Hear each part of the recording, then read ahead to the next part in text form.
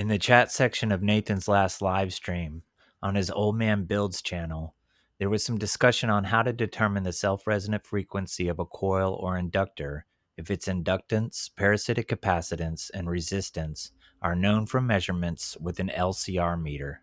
There is a well-known formula relating the square of the coil's angular frequency to the inverse product of the coil's inductance and parasitic capacitance.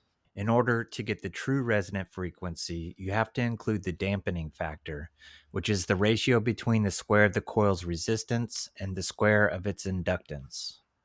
Once the LCR values are known and plugged into this formula, the true resonant frequency of the coil will be the square root of this answer divided by 2 pi.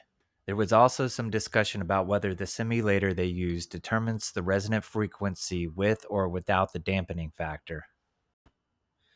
So, in order to determine if your simulator uses the dampening factor or not, you can put some arbitrary values in here for the parasitic capacitance, the inductance, and the series resistance.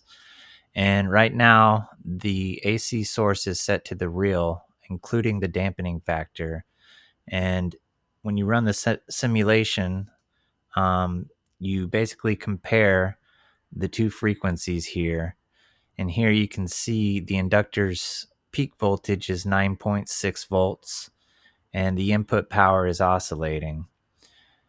And at at resonant frequency, this should pretty much be flatline, and this should at least be the voltage of the power source, which is set to 10 volts. Now we'll switch the input frequency to the ideal, which does not have the dampening factor, and that's 159.15. And once we apply that, we can see that the voltage across the inductor goes to the 10 volts and the power flatlines. So it does not include the dampening factor. So that's how you would determine if it does or does not include the dampening factor.